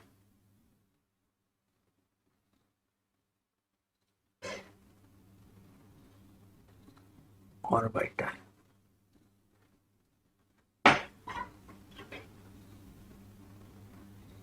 ऑर्बिटल ये सब पाई ऑर्बिटल है। तो बेंजीन का हमने पाई ऑर्बिटल ड्रॉ किया। बेंजीन के बारे में आपको पता होगा। बेंजीन एक एरोमेटिक कंपाउंड है, तो इसके ऐसे 6 पाई ऑर्बिटल होता है। तो पाई ऑर्बिटल अभी ओवरलैप करेगा, हम लोग नंबर डाल देते हैं 1 2 3 4 5 6। अब ये पाई ऑर्बिटल ओवरलैप करके आप लोगों को पता होगा ये पाई बॉन्ड होता है, बेंजीन का स्ट्रक्चर फॉर्म होता है। तो देखते हैं हम लोग, दो एरो दे रहे क्यों? हम लोग दो टाइप का स्ट्रक्चर हम बना सकते हैं। कैसे? एक हम लोग 1 2 ऐसे एंटी क्लॉकवाइज ड्रॉ करते हैं, मीन्स 1 2 3 4 5 6 ऐसे बॉन्ड फॉर्मेशन करते हैं।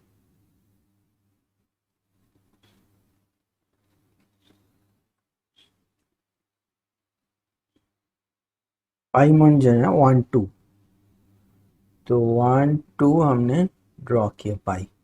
दूसरा है 3 4 हमने ड्रॉ किया। तीसरा है 5 6। तो चलो एक बेंजीन का स्ट्रक्चर हो गया पाई बॉन्ड के साथ। और दूसरा जो पॉसिबिलिटी है, हम लोग 1 6 के साथ, 5 4 के साथ, 3 2 के साथ ऐसे भी फॉर्म कर सकते हैं। तो उसको भी हम लोग ड्रॉ करते हैं। तो 1 6 के साथ हम लोग ड्रॉ करते हैं 1 6 5 4 और तीसरा है 3 2। तो ये स्ट्रक्चर देखिए, स्ट्रक्चर एक्चुअली सिमिलर है। दोनों का स्ट्रक्चर आप देखेंगे कुछ डिफरेंस नहीं है। मीन्स अगर बेंजीन का स्ट्रक्चर आप देखेंगे तो ऐसे दो टाइप का पॉसिबिलिटी है, 50-50 पॉसिबिलिटी है आपके पास। तो इसीलिए आप लोगों ने देखा होगा मे बी, जो हम लोग बेंजीन का स्ट्रक्चर ऐसे भी ड्रॉ करते हैं। कैसे?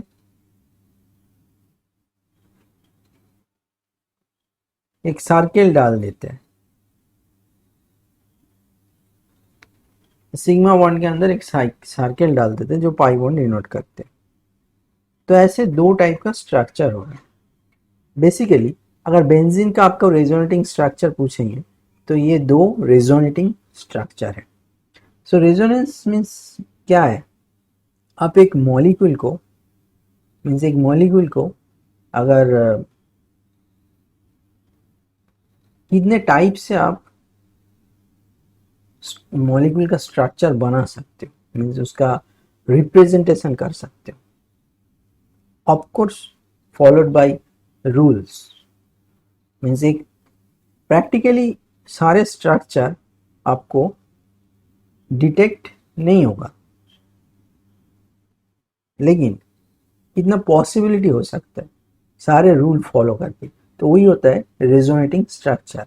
और ऐसे जितने स्ट्रक्चर ज़्यादा होगा उतना मॉलिक्यूल का स्टेबिलिटी ज़्यादा होता है,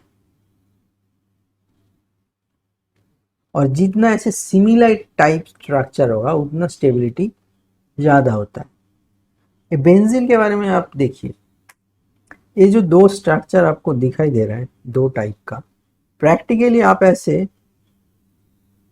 डिटरमाइन नहीं कर सकते हो। मीन्स ये आपका स्ट्रक्चर अगर ए है और ये अगर बी है, ऐसे आइसोलेट नहीं कर सकते हो। आपको स्ट्रक्चर ऐसे एक ही फॉर्म में मिलेगा। मीन्स आपको एक, आप जो डिटरमाइन करोगे वो एक दोनों के एवरेज से ही मिलेगा। इसका प्रैक्टिकल प्रूफ भी है। क्या प्रूफ है ना? प्रूफ है, आप देख सकते हो। ये बॉन्ड डिटर्मिनेशन हम लोग bond size, bond distance measurement करते हैं।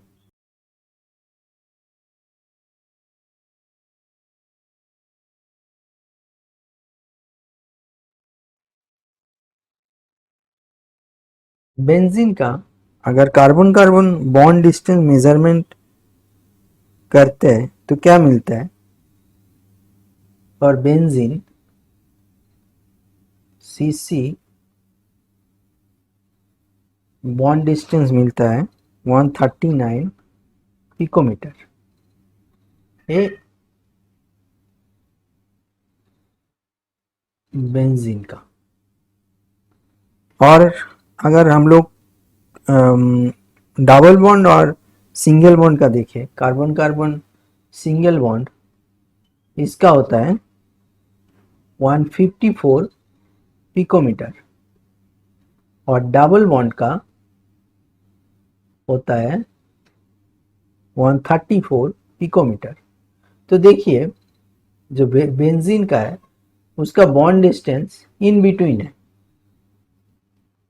और एक ही बॉन्ड डिस्टेंस हम लोगों को प्रैक्टिकली डिटरमाइंड हुआ। अब अगर इसका बॉन्ड डिस्टेंस प्रैक्टिकली मेजर करेंगे तो आपको 139 मिलेगा। तो इससे पता चलता है एक ही बॉन्ड डिस्टेंस जो रेजोनेटिंग स्ट्रक्चर प्रिवेल करता है मॉलिक्यूल में। जो स्ट्रक्चर हमको मिलेगा दोनों का एवरेज से, ये सिमिलर काइंड ऑफ स्ट्रक्चर है, इसलिए 50% प्रोबेबिलिटी है इधर।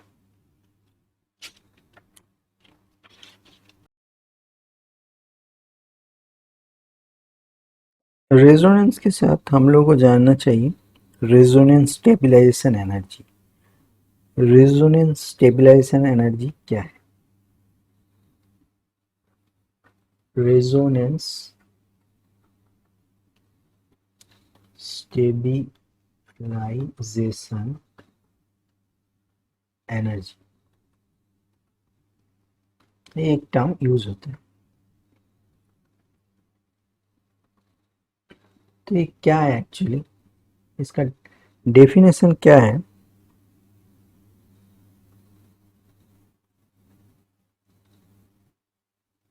एनर्जी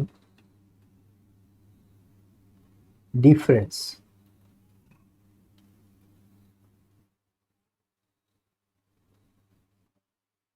between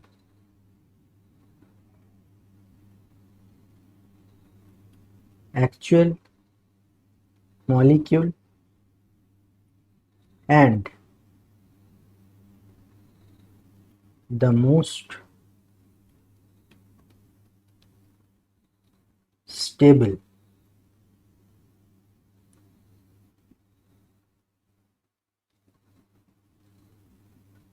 resonating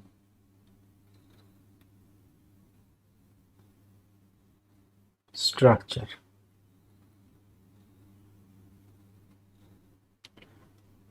इसका मीनिंग क्या होता है? अभी हमने देखा जब बेंजीन का हमने स्ट्रक्चर दो क्या, बेंजीन का एक्चुअल स्ट्रक्चर अगर देखोगे तो पाई बॉन्ड हर जगह पे है, जो हमने सर्किल डाला वो एक्चुअल स्ट्रक्चर। और अगर मोस्ट स्टेबल स्ट्रक्चर देखोगे, इसका बेंजीन के लिए दोनों स्ट्रक्चर मोस्ट स्टेबल है क्योंकि 50% प्रोबेबिलिटी है सिमिलर स्ट्रक्चर। लेकिन अगर आप ऐसा मॉलिक्यूल लोगे जहाँ पे अलग अलग रेजोनेटिंग स्ट्रक्चर बनता है, तो उस जगह पे आपका अलग अलग स्ट्रक्चर का अलग अलग एनर्जी होगा। तो वो जो अलग अलग स्ट्रक्चर आप बना रहे, उसका आप एक जो मोस्ट स्टेबल होता है उस स्ट्रक्चर का एनर्जी ले लो, और आपका एक्चुअल जो मॉलिक्यूल उसका एनर्जी।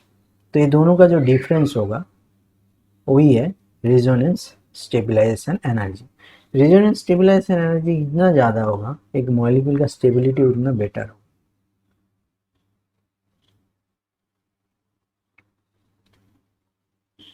बेंजीन का रेजोनेंस स्टेबलाइजेशन एनर्जी कितना आता है? बेंजीन का आता है 36 किलो कैलोरी पर मोल।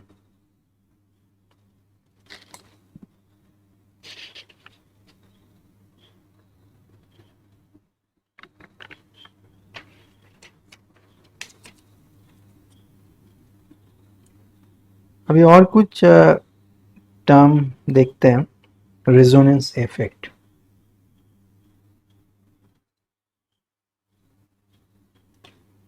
तो हमने रेजोनेंस स्टेबलाइजेशन एनर्जी, रेजोनेंस, इसके बारे में पता है क्या।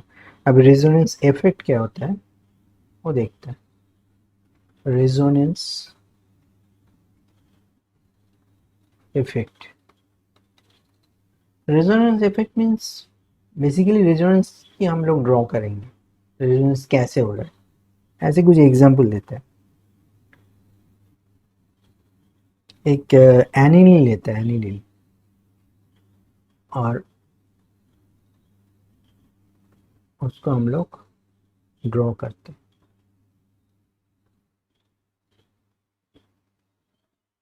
ये देखिए, ये है aniline. Aniline amine, amine group benzene के साथ है।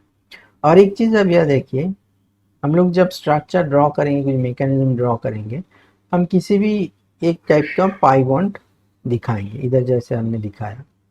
तब हम गोल ऐसे सर्किल नहीं डाल सकते क्योंकि हम लोग को इलेक्ट्रॉन मूवमेंट शो करना होगा। अभी देखिए रेजोनेंस इफेक्ट हम लोग दिखाएंगे। तो इधर देखिए लोन पेयर है, तो ये लोन पेयर डोनेट कर सकते हैं। तो इसका मूवमेंट देखिए, मूवमेंट हम कर रहे हैं, दोनों इलेक्ट्रॉन ऐसे मूव कर रहे हैं, एक बॉन्ड बना रहा है। सी नाइट्रोजन, कार्बन नाइट्रोजन जो सिंगल बॉन्ड था, उधर एक डबल बॉन्ड बनाएंगे। जब भी इधर एक डबल बॉन्ड बनाएंगे, तो इधर का इलेक्ट्रॉन जो सी का पाई बॉन्ड वो शिफ्ट होगा, क्योंकि 4 से ज़्यादा कार्बन का तो वैलेंसी हो नहीं सकता। तो देखिए हमने स्ट्रक्चर ड्रॉ करते हैं।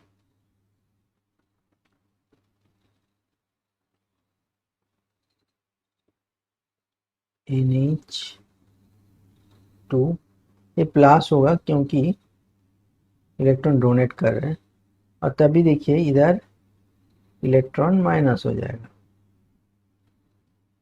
अब ये 4 स्पीसीज हो गए एक्चुअली। फिर आप इस इलेक्ट्रॉन को जो नेगेटिव है, इसको फिर नेक्स्ट बॉन्ड में मूव कीजिए। मूव करने का आपको चांसेस मिल रहा है क्योंकि पाई बॉन्ड है, पाई बॉन्ड है तो पाई बॉन्ड शिफ्ट होगा नेक्स्ट बॉन्ड में। फिर नेक्स्ट स्ट्रक्चर हम लोग ड्रॉ करते हैं।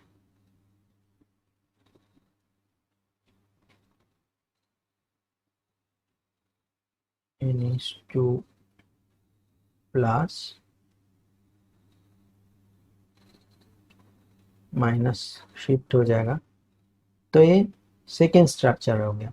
फिर से नेगेटिव मूव करेगा।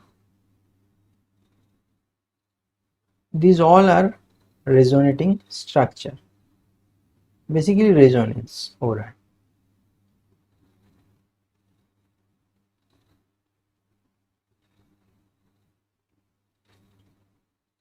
तो क्या होगा फाइनली, ये इलेक्ट्रॉन भी मूव करेगा,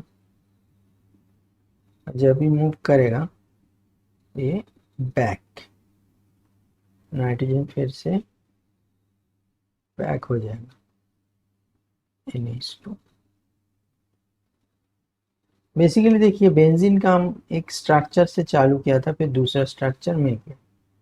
तो ये बेंजीन में ऐसे प्लानर है, ऐसे पाई बॉन्ड है, इसीलिए ये नाइट्रोजन जो लोन पेयर है ये मूव कर सकते हैं। तो इधर क्या हो रहा है, NH2 ऐसे डोनेटिंग ग्रुप है, डोनेटिंग ग्रुप। तो ये रेजोनेंस इफेक्ट को प्लस आर इफेक्ट बोलते हैं, means plus R plus resonant effect बोलता है। सिमिलरली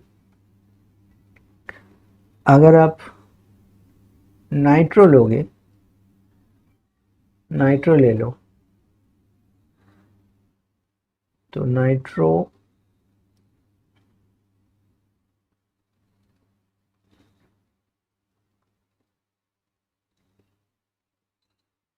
ये देखो नाइट्रो का स्ट्रक्चर होता है Na2। तो इसमें क्या होगा, नाइट्रो में नाइट्रो एक्चुअली इलेक्ट्रॉन विड्रॉ कर सकते हैं ऐसे।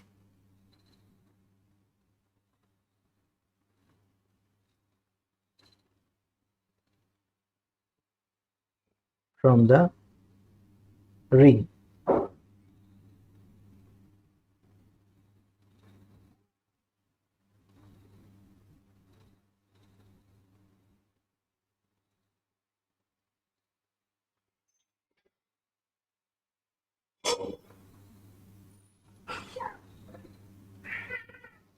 तो ऐसे आप बाकी स्ट्रक्चर बना सकते हो, आप लोग खुद प्रैक्टिस करो। तो नाइट्रो एक नाइट्रो इलेक्ट्रॉन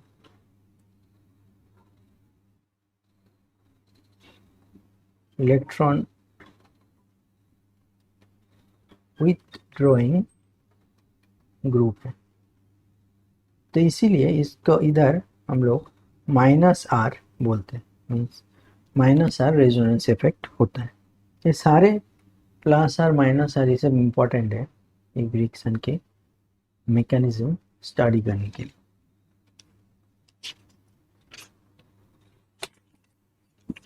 अभी और एक टर्म है इलेक्ट्रोमारिक इफेक्ट।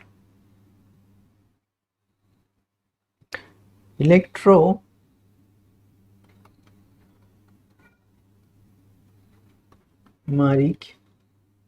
इफेक्ट, इलेक्ट्रोमारिक इफेक्ट एक सबस्टेट एक रिएक्टेंट के प्रेजेंट में शो करते हैं। सिंपल आपको एक एग्जांपल देते हैं, आपको पता चलेगा। एक एल्किन ले लिया हमने और H+ एक प्रोटॉन लिया। प्रोटॉन एक अटैकिंग रिएजेंट है। तो इधर क्या होगा, देखिए इसमें पाई इलेक्ट्रॉन क्लाउड है। ये pi electron cloud actually proton को डोनेट कर सकते हैं। तो इसीलिए इधर पॉजिटिव इलेक्ट्रोमारिक इफेक्ट बोलते हैं इस टाइप का मूवमेंट के लिए, पॉजिटिव इलेक्ट्रोमारिक इफेक्ट। क्योंकि प्रोटॉन को एक इलेक्ट्रॉन चाहिए और ऐसे मूवमेंट जो हो रहा है, तो पॉजिटिव इलेक्ट्रोमारिक इफेक्ट ऐसे मूवमेंट करके अगर देखोगे तो प्रोटॉन आपका इधर बॉन्ड के साथ अटैक हो जाएगा। ये जो ए हमने लिखा, इसी ए पोजीशन में प्रोटॉन इस कार्बन में अटैच हो जाएगा। तो ये पॉजिटिव बोलते हैं। और एक टाइप का है नेगेटिव।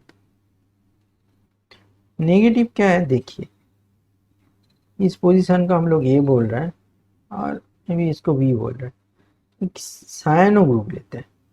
तो सायनो ग्रुप हम जब लेंगे, सायनो ऑलरेडी नेगेटिव है और इसमें पाई बॉन्ड ए भी इलेक्ट्रॉन डोनेट करता है। तो इधर अटैक ऐसे कार्बन H+ की तरह नहीं होगा। इधर जो सायनो, वो सायनो एक ऑपोजिट पोजीशन में बैठेगा, मीन्स ए के बदले में आपका बी में अटैक करेगा, नॉट ए, बी। तो इस टाइप का जो इफेक्ट होता है इसको नेगेटिव इलेक्ट्रोमाइग्नेटिक इफेक्ट बोलते हैं।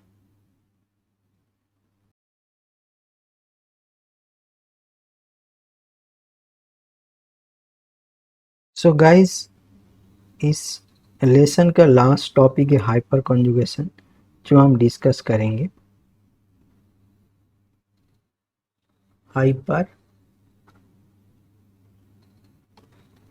कॉन्जुगेशन, हाइपर कॉन्जुगेशन एक्चुअली है क्या? हाइपर कॉन्जुगेशन क्या बोल रहे हैं? Delocalisation of sigma electron. अभी तक हम लोगों ने सब पाई इलेक्ट्रॉन ही डीलोकलाइज हुआ देखा है।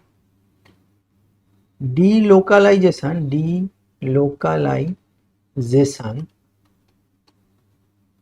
Of sigma electron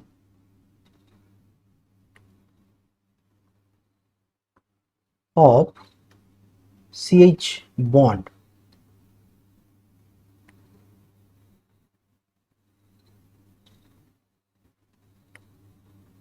of an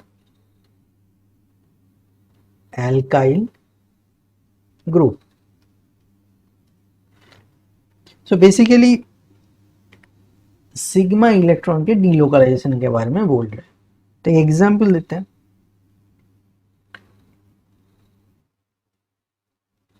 carbon carbon, hydrogen hydrogen, इधर एक पॉजिटिव चार्ज देता है, मीन्स कार्बोकैटायन दिखाता है, और हाइड्रोजन हाइड्रोजन हाइड्रोजन।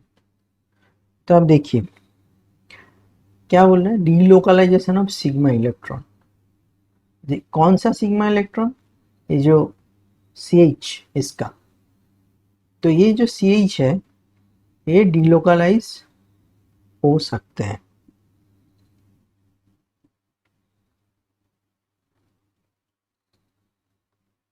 क्योंकि इधर कार्बोकैटायन है, कार्बोकैटायन सेक्स स्टेट है, अनस्टेबल है, तो इसमें ऐसे अलग एटम का मूवमेंट पॉसिबल है।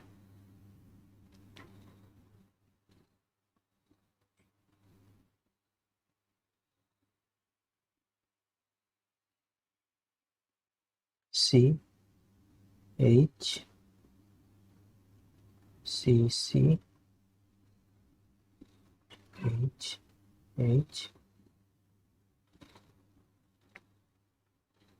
H plus. तो देखिए ऐसे सिग्मा बॉन्ड का इलेक्ट्रॉन मूव होके नया पाई बॉन्ड फॉर्मेशन हुआ, mean sigma 2 pi bond form. तो इधर तीनों हाइड्रोजन है, हमने एक ड्रॉ करके दिखाई, तीनों पॉसिबल है। जो अलग अलग हाइड्रोजन दिखाई दे रहा है, तो ये और दो जो हाइड्रोजन है, मीन्स तीनों हाइड्रोजन ऐसे रेजोनेटिंग स्ट्रक्चर में पार्टिसिपेट कर सकते। हमने एक ही स्ट्रक्चर ड्रॉ किया, आप प्रैक्टिस कीजिए बाकी स्ट्रक्चर ड्रॉ करके। तो ऐसे टाइप का जो कॉन्जुगेशन होता है उसको हाइपर कॉन्जुगेशन बोलते हैं। अब इसका ऑर्बिटल स्ट्रक्चर एक बार ड्रॉ करते हैं हम लोग। कैसा ऑर्बिटल स्ट्रक्चर? ऑर्बिटल स्ट्रक्चर अगर आप देखेंगे तो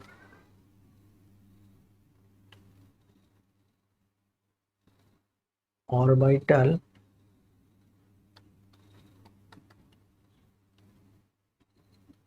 स्ट्रक्चर कैसा है, आप लोग भी ट्राई करो।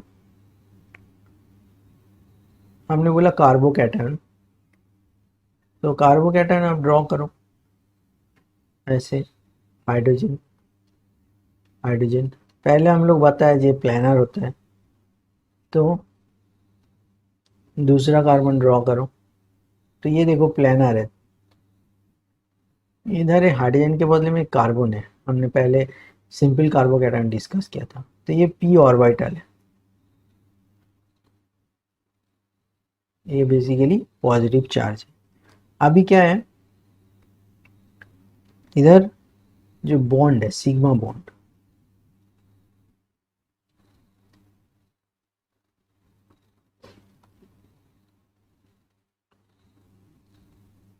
तो ये जो सिग्मा बॉन्ड है, ये सिग्मा बॉन्ड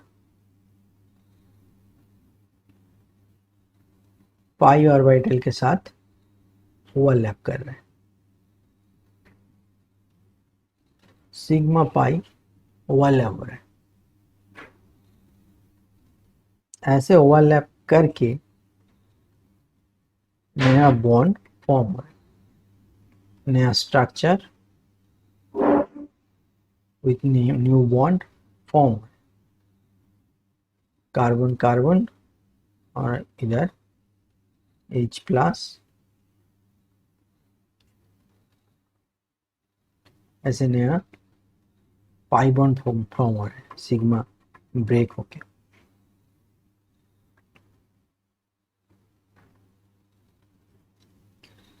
हाइपर कंजुगेशन के बारे में अगर डिस्कस करते हैं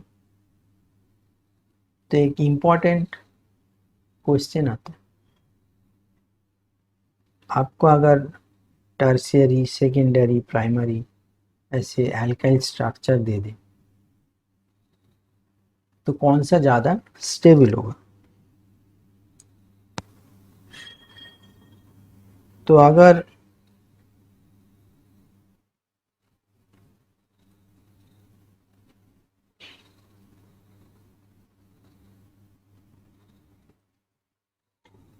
ये है टर्शियरी कार्बोकैटायन, टर्शियरी क्यों, देखिए इस कार्बन के साथ तीनों कार्बन अटैच्ड है। फिर हम लोग ड्रॉ करते हैं सेकेंडरी, CH3 हाइड्रोजन, ये है सेकेंडरी। इसके बाद हम लोग ड्रॉ कर सकते हैं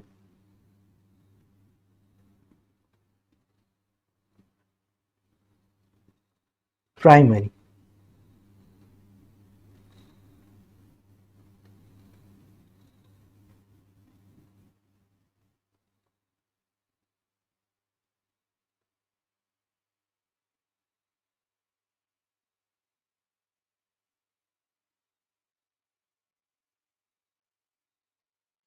तो आप देखिए ये आपका 3 डिग्री, ये 2 डिग्री और ये 1 डिग्री ऐसे कार्बोकैटायन। तो इसका सबसे ज़्यादा जो स्टेबिलिटी है, सबसे ज़्यादा आपका टर्शियरी में होगा। अभी आप पूछोगे ये क्यों टर्शियरी में ज़्यादा है, आप अगर ऐसे resonating structure hyper conjugating structure draw करोगे, सबसे ज़्यादा आपको इस टर्शियरी में मिलेगा, उसके बाद सेकेंडरी और उसके बाद प्राइमरी। तो हाइपर कंजुगेशन एक कारण होता है सबसे ज़्यादा स्टेबिलिटी होने के लिए। एक है hyper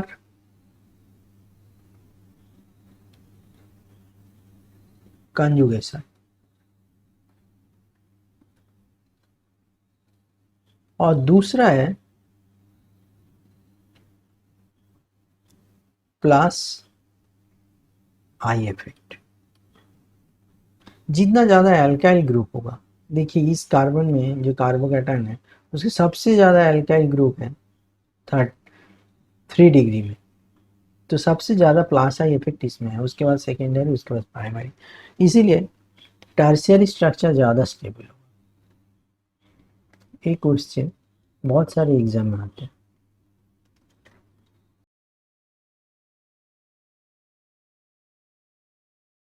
so guys, hyper conjugation के साथ आज का डिस्कशन फिनिश हुआ।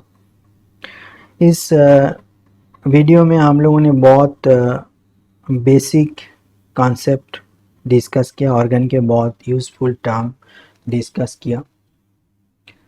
आप लोगों को अगर अच्छा लगा, वीडियो कुछ यूज़फुल लगा, तो please subscribe, like and share. आशा करते हैं फ्यूचर में और भी मेनी मोर वीडियोस आपके लिए बना पाऊँगा। Thank you so much for your patience for watching this video. Bye.